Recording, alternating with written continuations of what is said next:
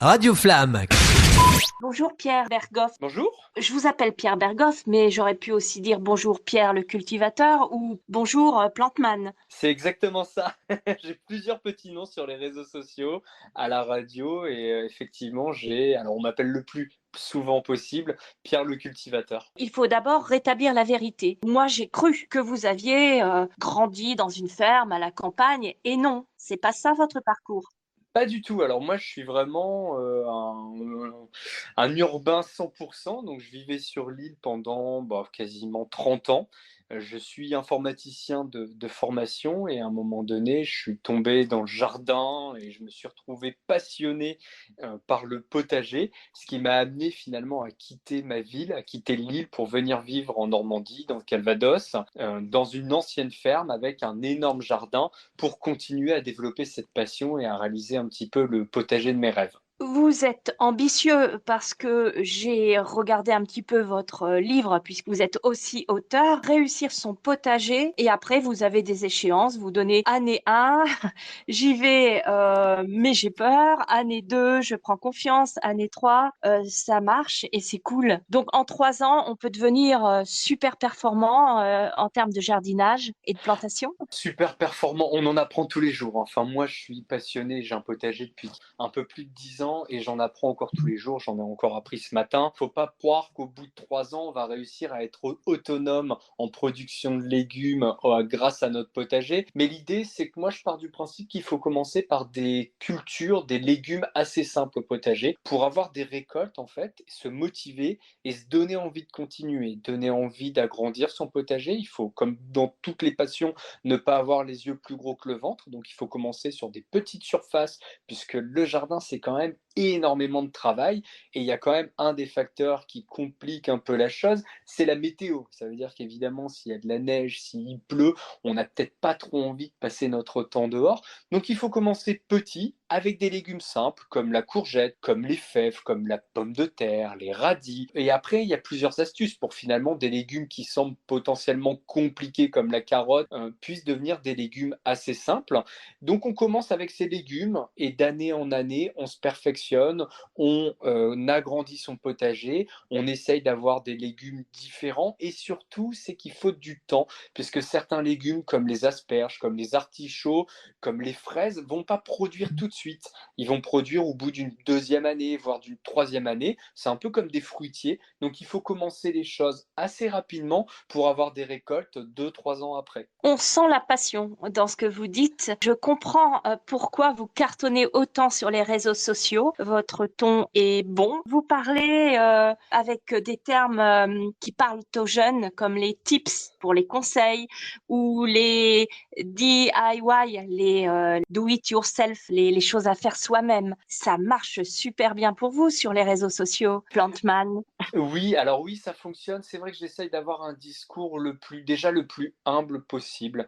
Il faut garder les pieds sur terre, c'est ce que je dis. Sinon, c'est trop compliqué de faire du potager, hein, si on n'a pas les pieds sur terre. Mais il faut être le plus pédagogue possible et essayer de se dire que le jardin, le potager, c'est pas une science. On peut se tromper, et c'est ce que j'aime dire aussi, on peut se planter au jardin, et finalement, c'est pas grave. C'est en faisant des erreurs qu'on va avancer, qu'on va se perfectionner entre guillemets. Alors j'aime pas trop ce mot, mais on va quand même essayer de l'utiliser. On va en tout cas apprendre à connaître différentes choses, à connaître sa terre, connaître son terrain, connaître son environnement pour finalement se faire plaisir. Beaucoup de personnes pensent qu'un potager doit avoir un nombre d'heures dans une journée. Alors c'est une réalité, hein. Il faut 6 à 8 heures d'ensoleillement par jour, potentiellement avoir de belles récoltes de tomates. Mais l'endroit idéal pour placer un potager, c'est un endroit où on a envie d'y aller, où on a envie de prendre du temps, prendre du plaisir. Faut pas que ça devienne un peu comme une salle de sport où on a toujours un bon prétexte pour ne pas y aller. Il faut que le potager soit C'est, accessible et c'est assez bien dit. proche. Mais c'est ça, c'est exactement ça. Et j'aime bien aussi parce que vous venez de sortir le livre Chouchouter ses plantes, la nature à la maison. En plus, c'est très bien illustré. Ça donne envie de commencer à s'occuper aussi de ses plantes. Ben oui, alors le Chouchouter ses plantes, c'est un livre qui est apparu en deuxième, hein, c'est le livre de cette année, c'est le dernier nouveau. C'est une passion qui est arrivée en fait un petit peu après celle du potager pour moi. Pourquoi? Parce que l'hiver, finalement, on a moins de choses à faire au jardin, on a un peu moins dehors, on a un peu plus à s'occuper s'occuper de notre intérieur et il me manquait ce lien, cette connexion avec la nature.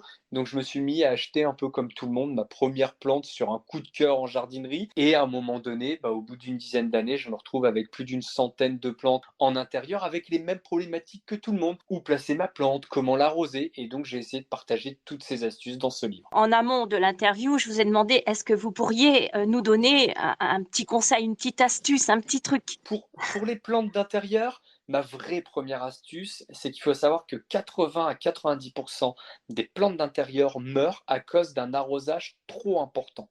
Donc il ne faut pas avoir la main lourde. On peut toujours sauver une plante qui a manqué d'arrosage, mais c'est très difficile de sauver une plante qui a reçu un arrosage trop régulier de façon trop importante.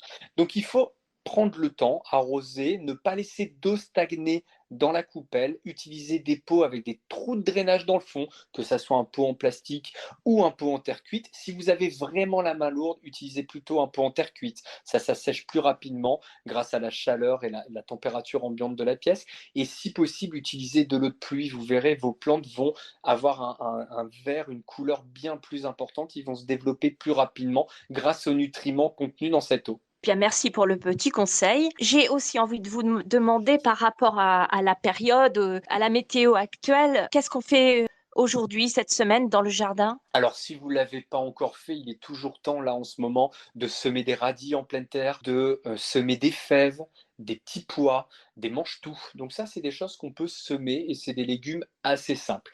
On peut planter l'ail, l'oignon, donc encore une fois, et on peut semer au chaud, bien entendu, puisqu'on va attendre les seins de glace, donc on va attendre après la mi-mai. On peut semer au chaud encore, et là, il faut se dépêcher, des tomates. Et sinon, on peut semer les fameuses courges, courgettes, cornichons et concombres. C'est un légume qui se sème assez facilement puisque les graines sont beaucoup plus grosses que les graines de tomates. Et dans quelques semaines, dans une dizaine de jours, on va pouvoir commencer à planter nos tubercules de pommes de terre en pleine terre. Et ça aussi, c'est un légume qui est très simple et très productif au potager. Pierre, le cultivateur, quelle est votre actualité? Alors, mon actualité, d'être toujours aussi présent sur les réseaux sociaux pour partager mes conseils, mes astuces et les bons gestes, que ce soit pour entretenir ses plantes vertes ou pour réaliser son potager. J'ai pour projet, et je l'ai débuté la semaine dernière, la mise en ligne d'une chaîne sur YouTube, justement pour faire des vidéos plus longues, pour rentrer dans le détail de certaines astuces, de certains légumes. Et ensuite, là, je vais être occupé au potager puisque les beaux jours arrivent, le chant des oiseaux est là, les arbres commencent à bourgeonner. Et là, il y a énormément de travail au jardin. On va peut-être rappeler le titre de vos livres et l'éditeur également. Donc le premier livre sur le potager, c'est Réussir son potager aux éditions Marabout. Et le deuxième, Chouchouter ses plantes pour les plantes d'intérieur, encore une fois aux éditions Marabout. Merci beaucoup, Pierre, le cultivateur. Je fais partie des gens qui n'ont pas la main verte, mais avec vos conseils, peut-être que ça peut évoluer favorablement. Merci en tout cas, j'espère. Vous allez avoir la main verte après la lecture de mes livres et de mes petits conseils. Radio Flamme